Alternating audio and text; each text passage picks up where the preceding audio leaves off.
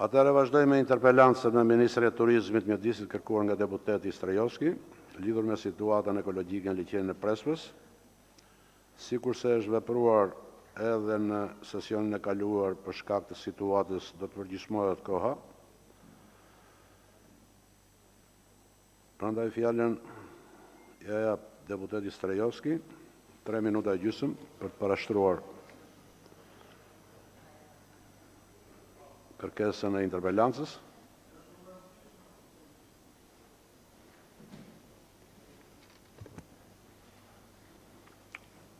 Nderuar kryetari i Kuvendit, të nderuar deputet. Interpelancën me Ministrin e Turizmit dhe Mjedisit, zoti Blendi Klosi, e kërkova për katastrofën ekologjike që i kanosit liçenit të Prespës, si dhe menaxhimin e fondeve në Parku Kombëtar të Prespës. Liçeni i Prespës, për shkak të thatësirës dhe ndryshimeve klimatike, po i kanoset një katastrofë ekologjike dhe nga viti 2018 deri më sot ka humbur ujë në një lartësi prej 5 metrash dhe është tërhequr të paktën 200 metra krahasuar me vijën fillestare të ujit.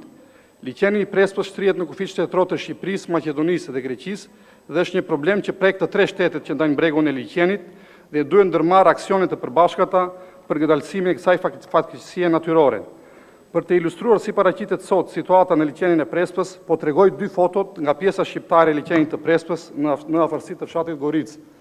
Foto e parë është fotografuar në vitin 2018 dhe foto e dytë nga njëjti vend është fotografuar këtë javë, ku shihet që gjithë pjesën në anën e Goricës është tërhequr dhe po vazhdon të tërhiqet. Pyetjet e mia për zotin ministër janë: a e po monitoron Ministria e Turizmit dhe Mjedisit tërheqjen e ujit në liçenin e Prespës dhe si paraqitet situata?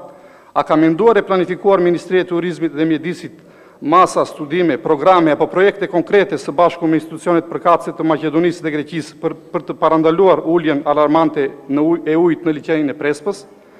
Fjala për ministrin Klosi. Zoti Klosi, keni dispozicion 10 minuta.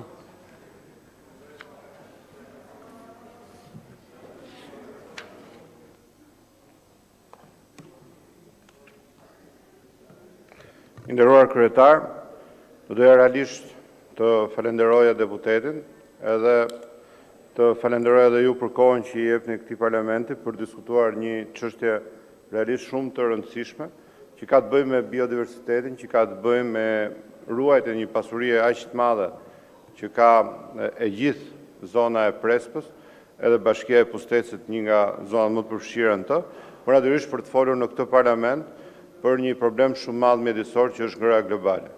Padyshim Shqipëria është vend shumë i vogël për të ndikuar në efektet e ngrohjes globale në të gjithë botën. Dhe besoj që jo vetëm Ministria e Mjedisit të Shqipërisë, po çdo ministri mjedisi në botë, edhe në vendet më të fuqishme të botës, diskuton për mungesat mëdha në kapacitetet njerëzore për të luftuar dhe për të fituar mbi një betejë të jashtëzakonshme me të cilën e gjithë bota duhet të jetë e përfshirë. Megjithatë, e gjithë bota tashmë diskuton shumë më tepër për mjedisin, diskuton shumë më tepër për ngrohjen globale, diskuton shumë më tepër për natyrën dhe dashurinë për natyrën.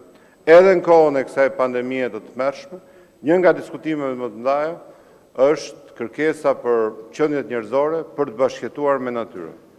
Dhe efekti që po gjen sot liçeni i Prespës është një efekt i cili realisht është një nga shumë shenjat që Perëndia nëse doni jep për të kuptuar se dëshira për natyrën dhe mbrojtja e natyrës është një detyrë parësore.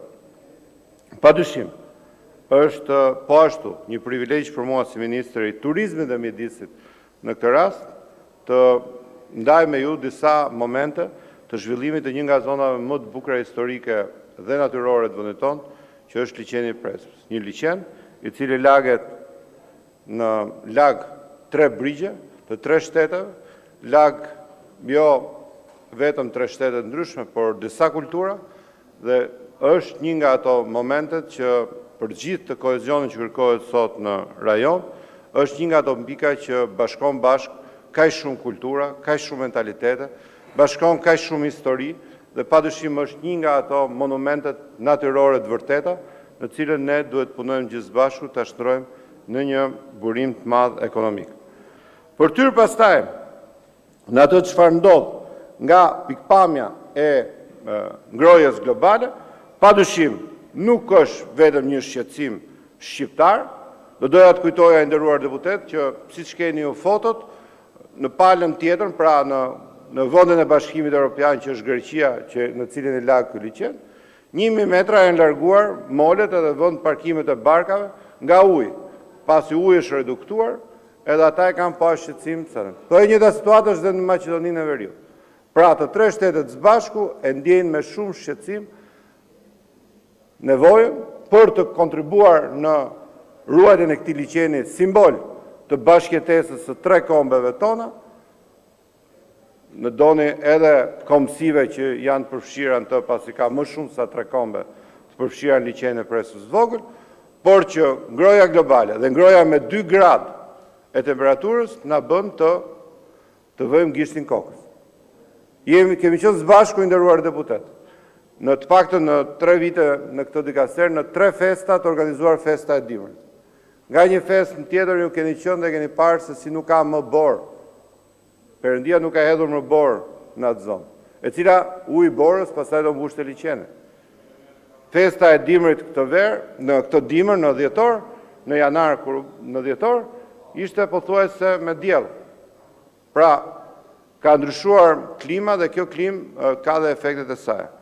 Nuk është një problem vetëm rajonal, është një problem botror, dhe siç e thash, organizatat botërore në cilat ne dhe ndërkombëtare në cilat ne marrim pjesë, gjithmonë më shumë përshikojnë me shqetësim. Fjala për deputetin Strejovski. 7 minuta e gjysmë, koleg deputet. Nderuar ministër, duke qenë se liçeni i Prespës humbet sasi të mëdha të ujit çdo ditë, duhet të merren masa urgjente nga të tre shtetet, Shqipëri, Maqedoni dhe Greqi, pasi liçeni është në prag të një katastrofe mjedisore. Nga konsultimet që kam pasur me specialistë të fushës, si zgjidhja e vetme për shpëtimin e liçenit të Prespës, më kanë rekomanduar vënien përsëri në funksion të projektit të devijimit të lumit të Devollit. Në vitin 1974 ka qenë një projekt nga qeveria komuniste për të transportuar ujërat e lumit Devoll në liçenin e Prespës së Vogël. Deri në vitin 2001, pjesa shqiptare e Prespës së Vogël furnizohej gjatë dimrit me ujë nga lumi Devoll, ndërsa në verë me këto ujëra vëditej fusha e Korçës. Në Grykdete ka pasur reduktor për të ndaluar lumin që vinte nga lumi i Devollit. Për shkak të menaxhimit të keq pas viteve 90, kanali ushqyes dhe kanali i komunikacionit që lidhnin lumin e Devollit me liçenin e Prespës së Vogël nuk pastroheshin dhe ujërat e turbullta të Devollit hynin pa u ndaluar lumi dhe me kalimin e viteve në liçenin e Prespës së Vogël depërtuan 1.2 milion metër kub sedimente, duke kthyer pjesën shqiptare të liçenit të Prespës së Vogël në Kënet.